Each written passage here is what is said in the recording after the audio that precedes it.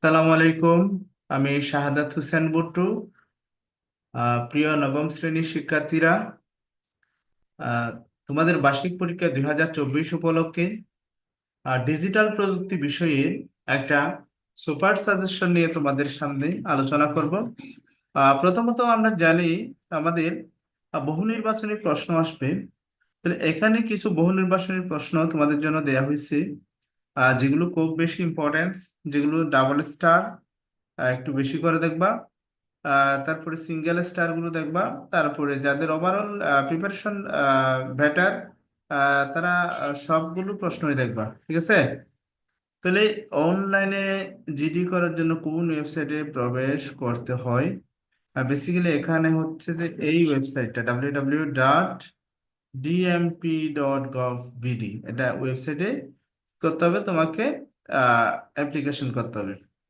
তারপরে আসলে আইসিটি হচ্ছে, অর্থাৎ ডিজিটাল প্রযুক্তি হচ্ছে খুব একটা ইন্টারেস্টিং এবং মজার বিষয়। বর্তমান যুগটা হচ্ছে আসলে ডিজিটালি, হ্যাঁ, সবকিছু আমরা ডিজিটালি হ্যান্ডেল করি। যেমন এই যে ক্লাস, তোমাদের ক্লাসটা রেকর্ড করা হচ্ছে, এটাও কিন্তু আমার অনলাইনের হেল্প নিতে হয়েছে। সো বুঝতেই পারতেছো ডিজিটাল প্রযুক্তি কতটুকু গুরুত্ব আমাদের জীবনে, হ্যাঁ। তাহলে এখানে দেখো তোমাদের সমস্ত বিষয় নিয়ে তোমাদের বড় ধরনের প্রশ্ন এবং আহ, ছোট প্রশ্ন এবং এক কথায় উত্তর আলোচনা করা হয়েছে, হ্যাঁ। ডোমেইন নেম সিস্টেম, ডিএনএস, হ্যাঁ। তো এটা হচ্ছে ডোমেইন নেম সিস্টেম। ডোমেইন হচ্ছে যে আমরা তো জানি, হ্যাঁ, ডোমেইন কি জিনিস আমরা জানি। তাহলে আমরা সামনে আরো বেশি করে জানবো এই বিষয়ে। তারপরে হচ্ছে নাগরিক সেবায় স্বচ্ছতা ও জবাবদিহিতা, হ্যাঁ। তাহলে এইটাও কিন্তু ডিজিটাল প্রযুক্তির একটা অভিজ্ঞতার নাম। এখান থেকেও কিন্তু তোমাদের জন্য গুরুত্বপূর্ণ অধ্যায় করা হয়েছে। তারপরে পেইড ভার্সনের জন্য ওয়ার্ডপ্রেস এর কোন ওয়েবসাইট ব্যবহার করা হয়? wordpress.com, ঠিক আছে? তাহলে এটা হচ্ছে ওয়ার্ডপ্রেস।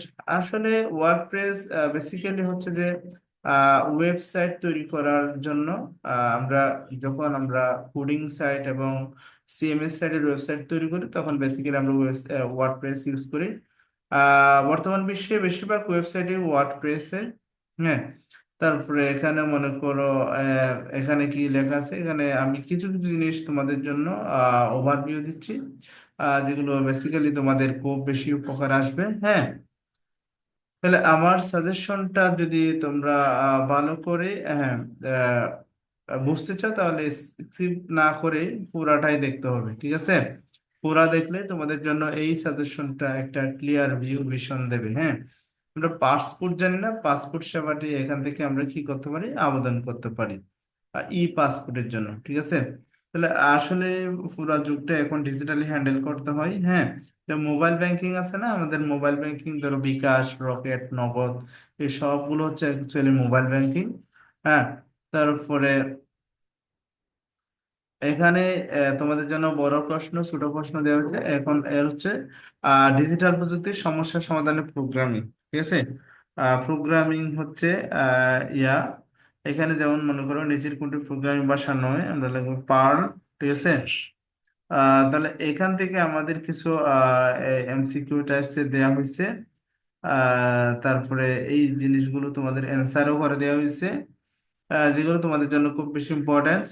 আর যাদের প্রিপারেশন মোটামুটি ভালো, তারা সবগুলোই দেখবা। যাদের প্রিপারেশন একটু মানে কম, তারা ওয়ান স্টার এবং টু স্টার গুলো দেখবা। যাদের প্রিপারেশন মোটামুটি একদম মোটামুটি লেভেলের প্রিপারেশন, তারা শুধু টু স্টার গুলো দেখবা।